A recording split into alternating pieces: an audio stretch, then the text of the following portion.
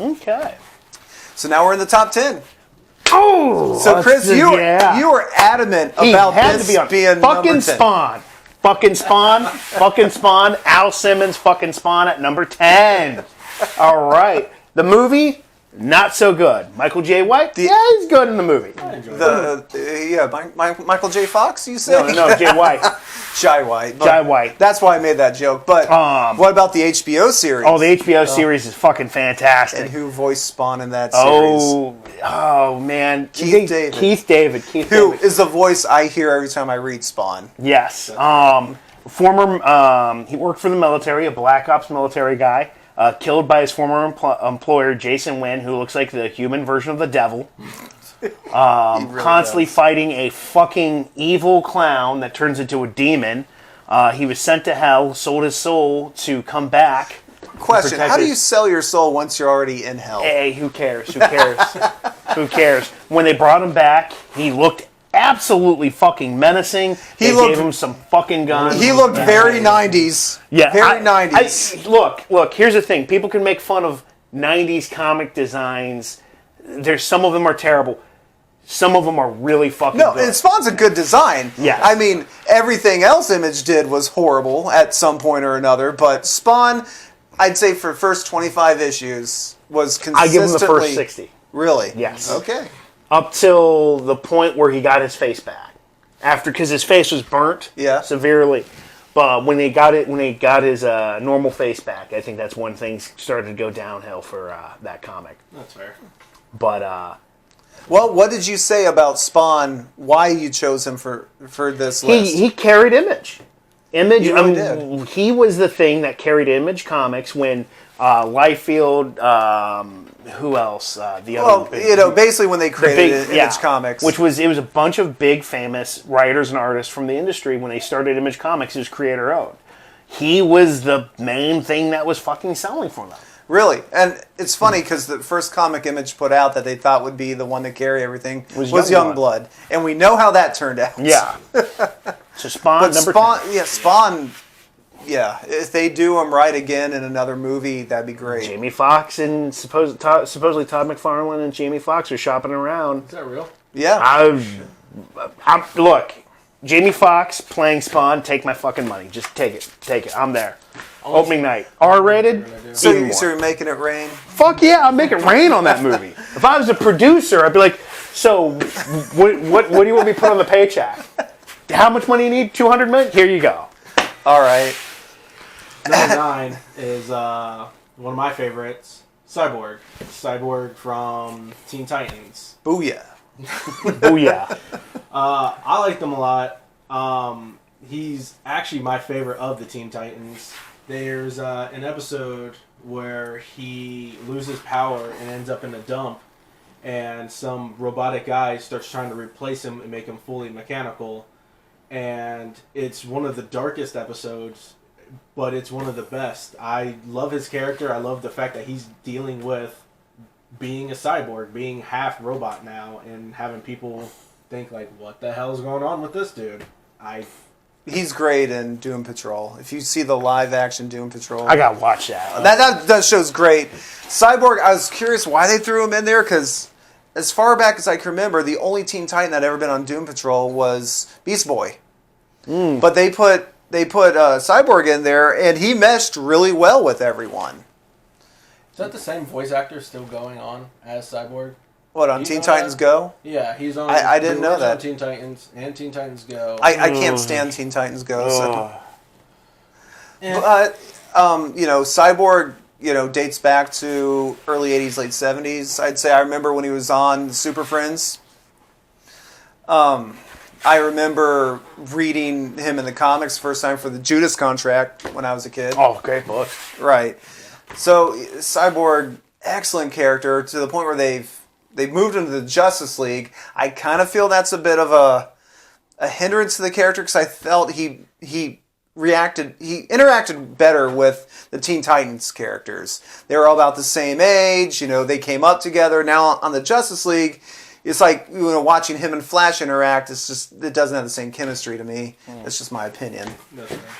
Who we got next on the list? Number 8 is Steel. Mm-hmm. And I'm not talking Shaquille O'Neal. Ooh. I forgot about that piece of shit. I am talking about John Henry Irons, the hero that was introduced during the reign of the Superman. When Superman died, 4 different Supermen popped up. Each was supposed to represent, figuratively, something about Superman. You know, the Cyborg looked like him. The Eradicator had the Kryptonian background. Superboy took the name Superman. But Steel represented Superman's heart, and he was every bit the hero that Superman was. Let's not forget, he's one of the smartest characters in the DCU. He creates the armor, he created all those weapons. You know, he's a badass, but a compassionate guy, too. He wasn't just, I'm tough, I'm going to fuck shit up.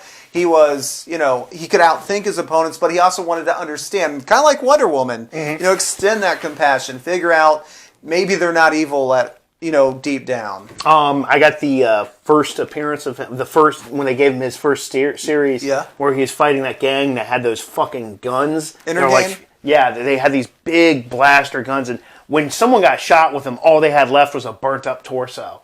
It was crazy. How does that help with Steel's character? Hey, dude, it was a good fucking book. Beat their ass, that's how. Okay. All right, so now at, what are we at? Number 7. Chris, you really upheld this because she deserves to be on there. There Amanda you go. Waller. Amanda Waller, CIA, crooked, let's say Big Brother figure from Justice League. She's And so Suicide Squad. Yeah, for Suicide Squad. She created the Suicide Squad.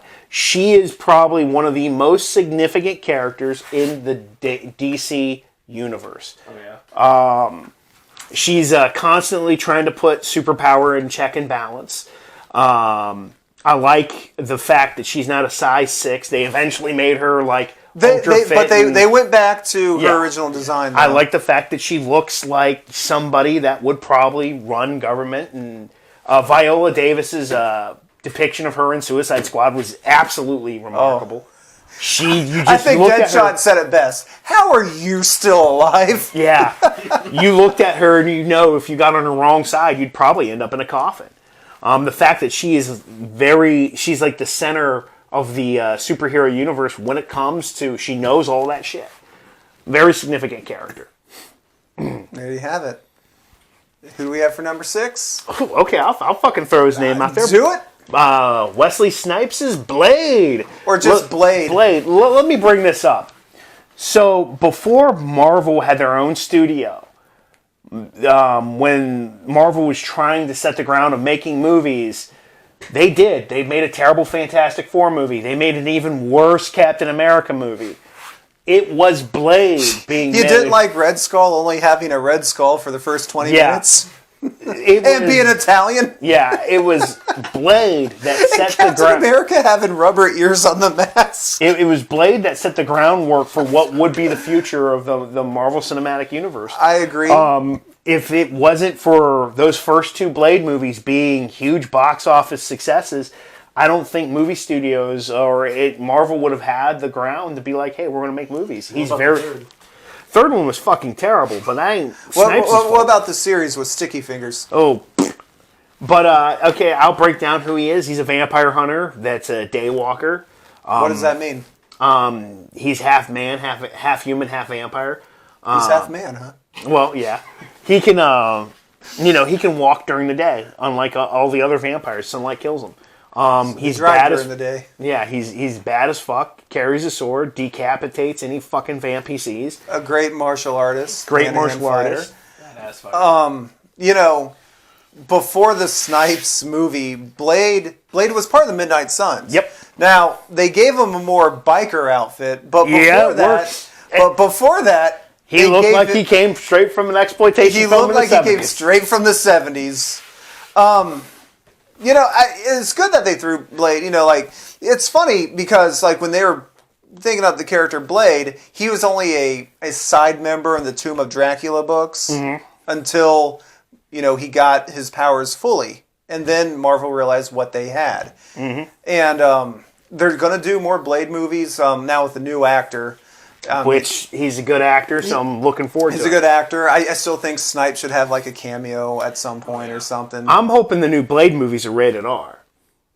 I really am. Maybe I don't. not. I don't think that you can do him in a PG-13 universe, decapitating all kinds of fucking vampires But yeah, and shit. I mean, Blade's awesome. I like how, most of the time he's Blade. He barely talks, or he says something, very shortly, tell you how much he's going to kick your ass. But then every now and then, in the Snipes movies, he would slip, and you'd see, like, an actual person come out. Like, he would lose his temper or something. Like, in the hospital when the cop shot at him, he's all, like, hardcore Blade, and they show him, he's like, motherfucker, have you lost your damn mind? The best, I remember the line, was it from the first one? Some motherfuckers always trying to skate uphill. I skate uphill. I skate uphill. Oh, fucking line was great. I don't know what it means, but yeah, it is great. It sounds cool coming from him. Motherfuckers be biting off more than they can chew. Deacon Frost could have said it, and you'd be like, what? So there you go, Blade. Next up, at numeral 5, right? Yeah. It's all you can. It's all you. You were very adamant about this. So I had to fight these two on putting him this high on the list. I believe he should be a bit higher, but it's not mine. It's Static Shock. So I first saw him when I was young, before, or past these two, basically. He was in a cartoon. That's where I started watching him. He basically was a high schooler who ended up in a explosion that ended up giving him superpowers. It ended up killing actually most of the other kids and giving the other ones superpowers, but they weren't good guys. Static Shock controls electricity, much like Black Lightning does, but the way he does it is, I'd say, a lot fancier is the word I'm going to go with.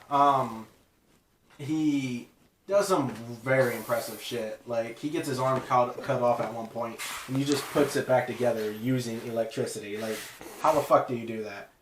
Then after that, he skateboards around, basically, on a fucking disc that he uses the electromagnetic pulse of it to just hover off the ground and just fly around with. That's fucking awesome. And Lightning, as a superpower, is just badass, but I grew up with him, and I think he is just one of the best. He even made it to becoming a Justice League member from the beginning. Like, I grew up with that.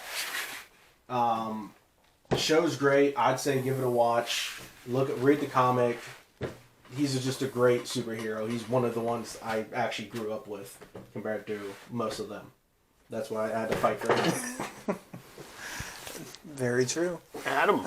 All right. At number 4, we have John Stewart, the Green Lantern that a lot of people knew from the Justice League cartoon. Yep. I think, now, one of the reasons I fought to put John Stewart this high on the list is I was like, yeah, he introduced a lot of people to the concept of Green Lantern itself. But also, if you notice, he's one of the few heroes that doesn't wear a mask on the team. And they actually addressed that in his first appearance. He didn't want a mask. He's like, I want them to see who I am. I want them to realize, I'm just a regular guy. I represent everyone. And also, they said this in Green Lantern Rebirth. Masks hide the tears. And sometimes, you can see your heroes cry. He thought he was responsible for that planet blowing up. And he took that to heart. Great character. Former Marine. He became an architect and very detailed. Like, if you look at, in the comics, their constructs, each construct you can tell who's doing it. And John's is, like, every little detail is there. It's not just like a basic thing. He thinks everything through. Became the leader of the Green Lantern Corps at one point. I know, like, in the show, they had him date Hawk Girl. That never happened. I don't think the Vixen thing ever happened. I think him and Fatality had something going on there. Yeah. Who? Fatality. Wow. Great. Jon Stewart's the kind of guy you want watching your back. Because he's not a hothead. He's going to think these things through, and he's going to figure out the best way to do it. He was a sniper for the Green Lantern Corps. He knew how to take his time. Great character, like I said. A lot of people know Green Lantern because of that. And when Hal Jordan gave up his powers in the 80s, Jon Stewart took over for him as the one and only official Green Lantern of Earth. Then they brought Guy Gardner in there, and things got interesting. One punch. Jesus. All punch. right. So I'm going to be taking the number 3. It's going to be Storm. Storm for X-Men. number 3 from X-Men. I think she's one of the most significant female characters in comic book history.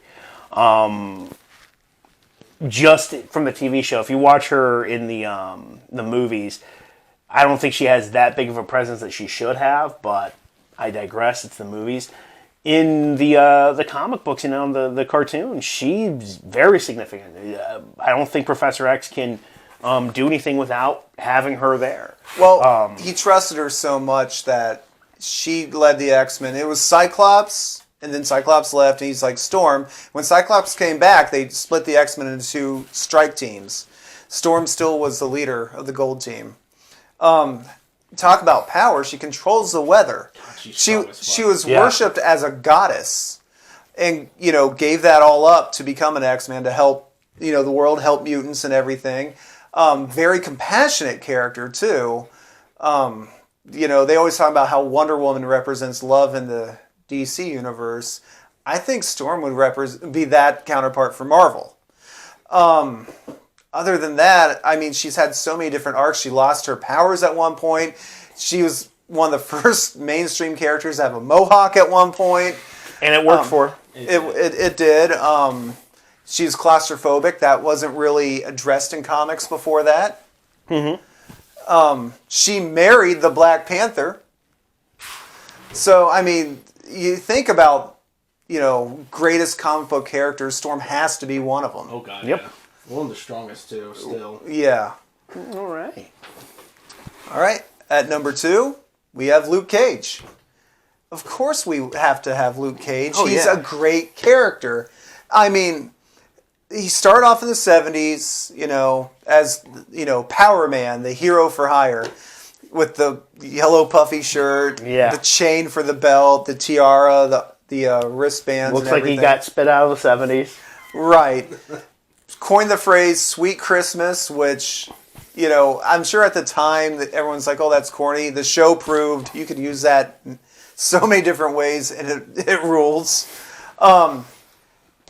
Brilliantly portrayed on Netflix show. Oh, God, yes. I met the actor that played him, Michael Coulter, and you think he's big on the show. He's the size of a Mack truck. I'm standing next to him. I'm like coming up to his armpit. Wow. It's Sarah's even shorter. He got to smash Jessica Jones, and he got to smash the Night in the Nurse. comics, him and Jessica have a kid. I really wish the show had been able to run that long so we could see that arc. But, super strength, impenetrable skin.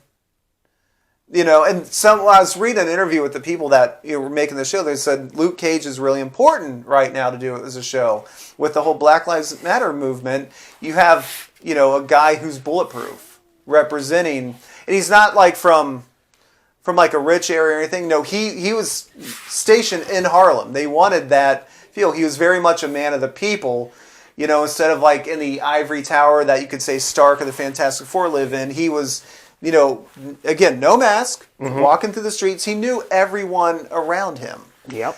And wanted to help any way he can. I mean, everyone thought heroes for hire, so he's charging people to save them. It was always a charitable donation made. And it wasn't to the people on the street, it's like to the, bigger people who could afford it, businessmen and things like that. When Bendis brought him on as an Avenger, I think that's what really rocketed Luke Cage up to being that A-list character. And he led the Avengers. But after the Civil War, and the Avengers split into 2 different Avengers teams, and you had him leading the new Avengers, he was the leader, and it worked. Everyone respected him. Wolverine's like, I respect you, bub. Here's Spider-Man trying so hard to impress Luke, because he wants Luke to think he's cool. And Luke's like, you are cool. You're too hard on yourself. So Luke Cage, just number 2. Oh, yeah. Number 2, one of the best, characters. Oh, yeah. Who's number 1? Number 1 has to be Black Panther. I thought we were all going to say it at the same time, but Black Panther. I ruined that for you. Sorry. You're okay. So, Black Panther, I mean, come on. Has his own country, one of, again, the smartest characters in the Marvel Universe, one of the best fighters. And then, yeah. Technically, technology in Wakanda is light years ahead of everyone else. I mean, who else would you pick? I think he was one of the first black superheroes. Not sidekicks or anything, but actual hero. Answered to no one, but still answered to his people. I mean, I like that mentality of nobody's but my boss, but I run a kingdom. I listen to everyone. Also, the movie was, for Marvel, was one of the highest grossing movies. Yeah. And I knew when they introduced him in Civil War, I'm like, I can't wait to see this. Out of new characters that are being introduced, I'm like, I want to see how Black Panther goes. And one of the things in that movie that was also absolutely amazing is they had a great villain, Killmonger. Oh yeah. Killmonger is one of those villains where he's not evil for the sake of evil. And I like how it made Black Panther at the end realize we got to get more involved in the world. Yeah. We're thinking too small. Now, funnily enough, in the comics, Wakanda always fended off invaders. I have the Black Panther series from 2006, I believe. It was 2006, 2008. And it opens up with, way back in the day. We're talking way, way back, thousands of years. And it shows an enemy tribe trying to invade Wakanda. And they're already a little superstitious of the Wakandans because they heard things. And all of a sudden, these giant arrows are raining down. They invented these giant crossbow catapults 1,000 years before anyone else did. And then it shows in the 1800s with British settlers coming in, and they're using lenses to reflect the light to create lasers, and it's repelling them. And then the T'Challa's grandfather beat Captain America one-on-one in the 1940s. I know, you get people on both sides saying, well, yeah, it's the Black Panther. And other people are like, well, it's an inexperienced Captain America. What happened was Nazis tried to invade Wakanda. The Wakandas killed them. But, of course. But Captain America went in there to get the Nazis because he thought they were, invading this country. Black Panther stopped them. Obviously, the heroes misunderstanding each other, but beat Cap in hand-to-hand combat. Yeah. Didn't kill him because he could tell that Cap was, one of the good guys, but still beat him up, knocked him out, took him out of Wakanda. Yeah, nice. I mean, and T'Challa lost being the Black Panther for a while. His sister took over for him for a little bit. Funnily enough, I hate funnily enough. How many times have I said that in this video?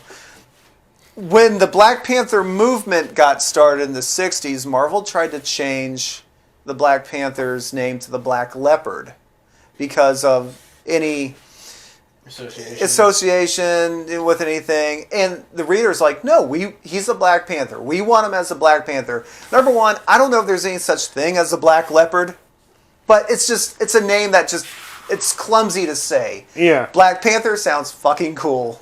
Yep. So, Marvel heard that. Stanley's like, okay, we'll change him back. And he's been consistent. Who else could you have? Yeah, I agree. So there you have it. The top 20 black comic book characters.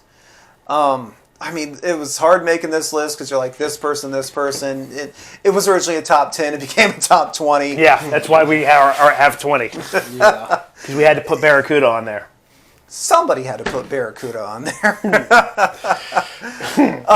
If you can think of anyone else that should be on this list, let us know. We could probably think of other people for 21 or whatever. We could probably turn it to a top 50 list, and we don't have the time. Yeah, probably. But there you have it. Do you guys recommend any of these characters more than the other? Static Shock. I will go with my boy Spawn. Those first few volumes of his series, if you read it from Image, were great. When he got back his face, it started to go downhill. There was some really good stuff that spinned off from that. The Sam and Twitch series is really good because it's just a straight up detective comic. You know, there's no real, you know, they don't have superpowers. Yeah, or anything. there's never been a Detective Comics before. You know? No, I mean, like, there's no, it's two detectives. Right. You know? And Who then, doesn't go down? who doesn't? Static Shock. The whole series is great. I mean, I recommend at least check out one story by each of these characters, see what we're talking about. You know, maybe you can tell us any story arcs that mattered most to you. You have anything you want to add? Nope. All right, well, be sure to, if you like this video, give us a thumbs up, subscribe, share this video around. Let's celebrate these characters. Be sure to follow us on social media. We're talking Facebook. We're talking Twitter. I almost said tweeter for some reason. Twitter. And Instagram when we get that up and running. And from the Adam and Chris Show, I'm St. Adam. I'm Chris Malice. And I'm Zealot Wolf. Have a Thank good you one. and good night. I'm that forever.